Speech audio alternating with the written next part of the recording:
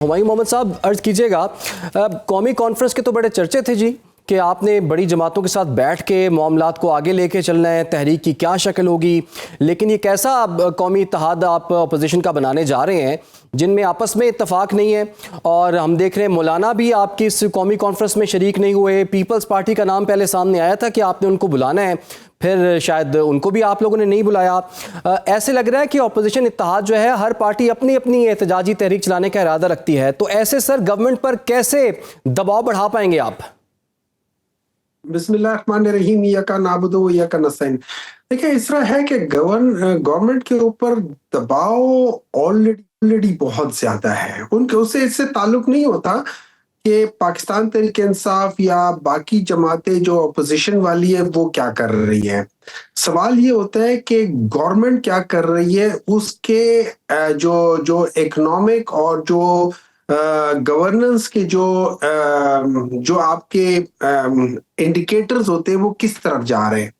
हम लोगों ने ये देखा है कि जब ये लोग कहते थे कि भाई आप लोग हमसे ये कहते हैं कि पाकिस्तान जो है वो डूब रहा है, तो उसकी वजह ये होती थी कि जब हम लोग हमारा दौर था पाकिस्तान तहरीक इंसाफ का, तो हमारे जो रिजर्व्स थे वो रिजर्व्स थे, ठीक है, वो तकरीबन 16 से 18 अरब डॉलर तक पहुंचे हुए थे।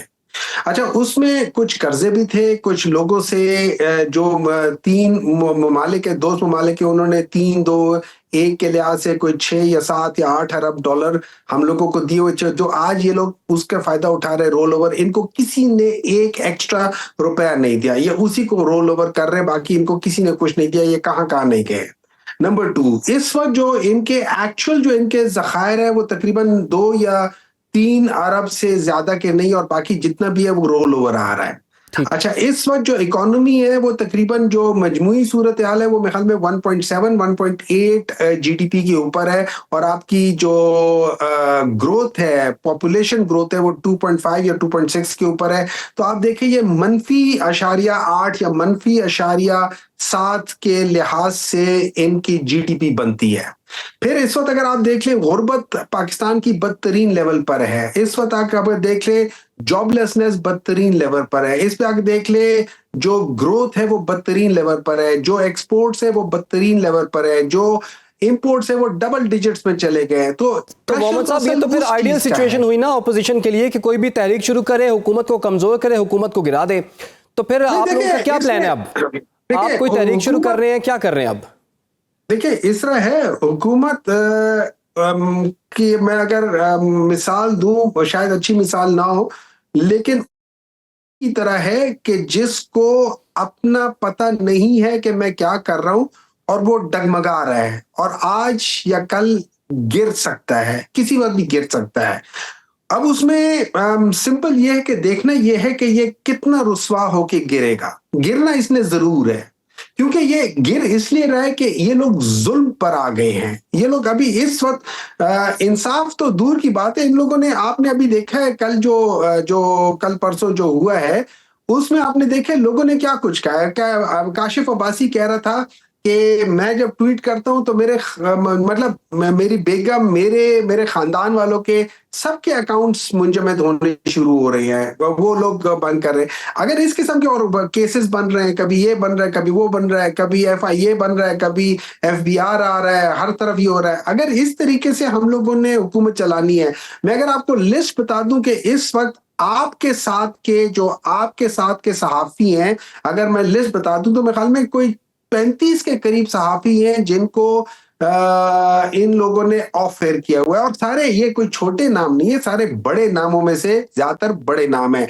सिर्फ ये है कि जिसने भी अच्छा, उनमें से बहुत सारे ऐसे थे जो PTI के बहुत बड़े नाकिद थे। वो PTI मोहम्मद साहब, वैसे देखिएगा सर, PTI के दौर में भी काफी सहाफी जो है वो ऑफ एयर हुए थे। ये बड़ी गलत रिवायत है, अगर उस दौर में हुई थी या इस दौर में हो रही है।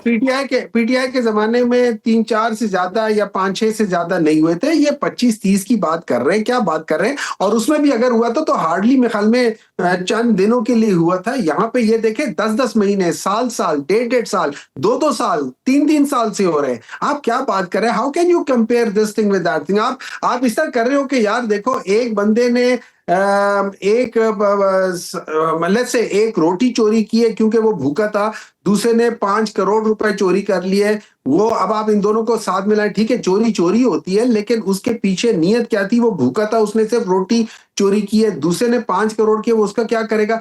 इस ठीक किस्म है की चीजें मोहम्मद साहब, गलत कंपेयर नहीं कर दोनों रहा, है, मैं लेकिन ये नहीं कह लेकिन मैं रहा। सिर्फ यही कह रहा हूं कि मीडिया की आवाज तो हर दौर में दबाई गई है, कुछ आपके दौर में दबाई गई है, कुछ इस दौर में भी दबाई गई है। देखिए मीडिया की आवाज दबाना गलत है, मीडिया का गला दबाना जुल्म है, ये तो एक बिल्कुल। क्राइम है। देखिए आवाज दबाना और चीज होती है, गला दबाना और चीज होती है। जब मैं गला दबा रहा हूं ना, आपकी आवाज भी नहीं निकलेगी और आप मरोगे भी और आप बेहोश भी होगे। ये कर रहे इस वक्त ये जो जो हुकूमत है ना, ये मीडिया की आवाज नहीं दबा रहे, गला दबा रहे हैं। ठीक है। अच्छा सर, हम वैसे कंफ्यूज हो रहे हैं कि जो अपोजिशन में होता है वो इस तरह की बातें करता है, जब हुकूमत में आता है तो वो फिर दूसरी अपोजिशन इस तरह की बातें कर रही होती है। बहरहाल सर ये बताइए, अब आपके पास आगे रास्ता क्या है? क्या आप स्ट्रीट पावर का मुजाहरा करेंगे और कब करेंगे? आपके पास प्लान क्या है? क्या 8 फरवरी तक ये मामला जो है वो एक तहरीक वाला जो है वो टल चुका है, या उससे पहले आप लोग बाहर निकल सकते हैं? और अगर आप बाहर निकलेंगे तो उसके बाद तो फिर गवर्नर राज भी लग सकता है और दीगर सख्तियां भी आ सकती हैं। देखिए गवर्नर राज लगने से क्या होगा? मुझे एक बात बताएं, क्या चीज हो जाएगी? आप वहां की मुंतखब हुकूमत ही हटा देंगे ना। आपने ऑलरेडी फेडरल की भी मुंतखब हुकूमत हटाई हुई है, आपने पंजाब की भी मुंतखब हुकूमत हटाई हुई है, आपने बाकी भी इस तरीके से किया हुआ है। आपने सिंध में भी अच्छे खासे में, हमारे लिहाज से तो एक बहुत बड़ी तादाद पाकिस्तान तहरीक इंसाफ की थी, और साथ उसके शायद हो सकता है बाकी किसी के साथ मिल के जैसे जीडीए थे उनकी भी कितनी सीटें की हैं, तो वहां पे बहुत ज्यादा चांस था कि पाकिस्तान तहरीक इंसाफ जीडीए के साथ मिलकर कोई गवर्नमेंट बना लेती।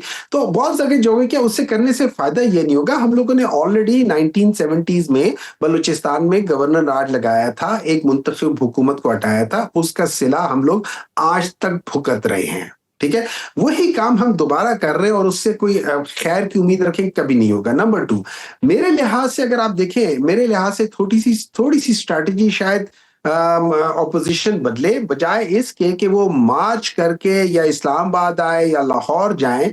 सारे मतलब मेरे लिहाज से हर एक छोटी बड़ी सड़क, अगर जहां पे 50 लोग हैं 50 लोग, जहां 100 बनते 100, जहां 200 बनते 200, जहां 5000 बनते 5000 करके, आप जितनी भी वो पाकिस्तान की जो जो जहां पे आप लोग हैं वहां पे आप जाके निकल के खामोशी तरीके से हाथ पे हाथ एक दूसरे का हाथ पकड़ के आप वहां पे बैठ जाए, एहतजाज करें, बैनर्स रख ले, खामोशी से करें, पुरअमन एहतजाज होगा।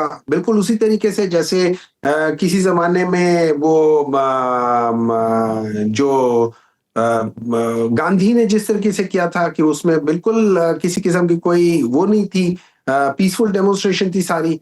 तो इस किस्म की अगर हम चीजें वो कर लें और एक अच्छे तरीके से करें, तो मेरे ख्याल में उसका बहुत बड़ा और सिग्निफिकेंट इम्पैक्ट आएगा। लेकिन हुमायूं मोहम्मद साहब, आपकी तजवीज़ ठीक है, अपनी जगह पर मौजूद है, लेकिन ये बताइए, ये इतने अरसा हो गया, इतने महीने गुजर चुके हैं, बल्कि सालों से ऊपर बात हो गई है, ये लाहौर के अंदर या कराची के अंदर या इस्लामाबाद के अंदर तो इस तरह की कोई सिचुएशन हमें नज़र नहीं आई कि स्ट्रीट पावर का पीटीआई ने मुजाहरा किया हो या उससे मुजाहरा करने दिया गया हो। कहने वाले ये कहते हैं कि आप पेशावर की हद तक ये मामला है, केपी की हद तक कर सकते हैं, उससे बाहर कुछ नहीं कर सकते। बड़ा फर्क है। एक जगह पे जहां जालिम और जाबिर लोग होते हैं ना, तो आपने देखा हुआ लाहौर में या सिंध में, जब उनको पता चलता है कि रैली निकलने वाली है, वो पहले से ही लोगों को अरेस्ट करना शुरू कर देते हैं, उनके घरों में छापे मारने शुरू कर देते हैं। जाहिर है ये सारी चीजें अरेंज होती हैं, ये फिल्मबदी तो हो नहीं सकती, अरेंज होती हैं। तो उनको हर एक को पता चल जाता है, ऐसी कोई बात नहीं है, ये चीजें छुपती भी नहीं है, क्योंकि जब आप लोग कहीं मूवमेंट स्टार्ट करते हैं तो वो सारे होना शुरू, तो उसमें ये लोग आके उनको अरेस्ट कर लेते हैं, किसी के ऊपर कोई केस कर लिया, किसी को कोई केस कर लिया, पता नहीं कितने, कोई 20, 25, 30 हजार लोगों के ऊपर इन्होंने किस किस किस्म के केसेस किए हुए, तो उसका करके कर लेते हैं। क्योंकि केपी में एक जनरल एक माइंडसेट फर्क है। नंबर 2, वहां पे हुकूमत भी उनके खिलाफ नहीं है। ठीक है, तो उस जगह पे अच्छा केपी में कोई भी निकल सकता है, सिर्फ खाली पीटीआई ने कोई भी निकल सकता है, क्योंकि हुकूमत उनको इजाजत देती है कि आप लोग अपना जो राइट ऑफ डेमोन्स्ट्रेशन है वो आप कर सकते हैं। ठीक है, अब ये सारी चीजें करके देखा जाए तो पंजाब में आप देखें, इस वक्त देख ले, मैं आपको बताता हूं, सबसे ज्यादा जो इस वक्त लोग जो इस वक्त जेल में हैं वो किस सूबे के हैं? केपी का कोई है? केपी का इक्का दुक्का होगा, बाकी सारे तो पंजाब की लीडरशिप जी। अंदर की हुई है।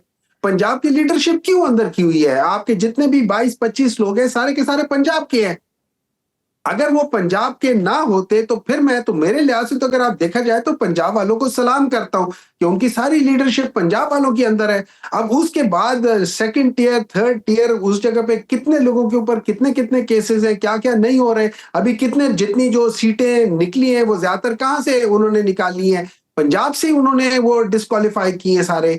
तो ये तो सारी चीजें, तो सबसे ज्यादा जो जो वो जो ब्रंट है ये जुल्म का, वो तो पंजाब के ऊपर है। और अच्छा उस सर, जगह पे हमें ये भी पता अर्ज है कि कीजिएगा सबसे आखिर में, जालिम और जाबिर, आप तो माशाल्लाह सेनेटर हैं जी, आप हमेशा जो है वो अच्छी गुफ्तगू करते हैं, सेन वॉइसेस हैं आप तो। ये बताइए, अलीमा खान ये कहती हैं कि जो मुज़ाकरात की बात कर रहा है वो खान का साथी नहीं है। खान साहब के क्लियर इंस्ट्रक्शंस हैं कि जी एहतजाज ही किया जाए और किसी किस्म के मुज़ाकरात ना हों।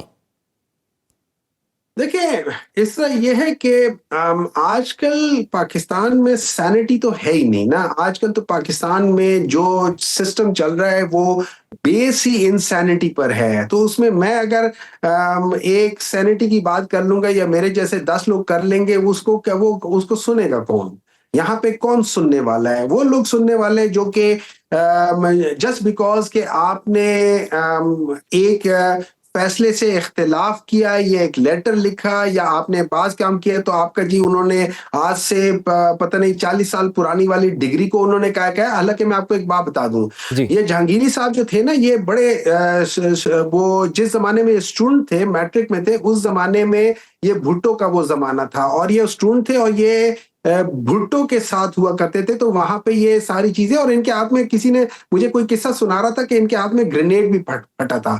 इन्होंने इम्तिहान दिया था, इन्होंने इम्तिहान जेन्युइन दिया था, और उसके जो डिग्री है, जो सब कुछ है, वो भी जी जेन्युइन है। अब ये लोग उसके ऊपर कभी एक बहाना कभी दूसरा बहाना, बिल्कुल उसी तरीके से जैसे जस्टिस सफदर शाह के ऊपर किया था जब उन्होंने भुट्टो के केस के खिलाफ वो किया था, तो वही सारी कार्रवाई, तो वही चीज हो रही है। तो अगर हम आजकल देखें तो मुझे एक बात बताएं, सैनिटी कहाँ चली गई? उसको उसको रख कर हम करेंगे क्या? ठीक मतलब है। मुझे नहीं समझ आती कि सैनिटी का मतलब क्या है। नंबर 2, देखिए, इसका यह है कि अलीमा खान साहबा जो कहती हैं सर आंखों पे, बहुत अच्छी बात करती हैं।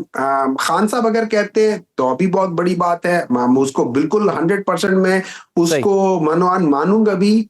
हो सकता है मैं उससे एग्री ना करूं, मेरा ठीक अपना है, एक पॉइंट ऑफ व्यू है, हो सकता बिल्कुल है जी, मैं हम उन लोगों से आपके एग्री पॉइंट ना ऑफ व्यू का करूं। भी एहतराम करते हैं और दीगर जो कायदीन हैं उनके भी पॉइंट ऑफ व्यू का एहतराम करते हैं।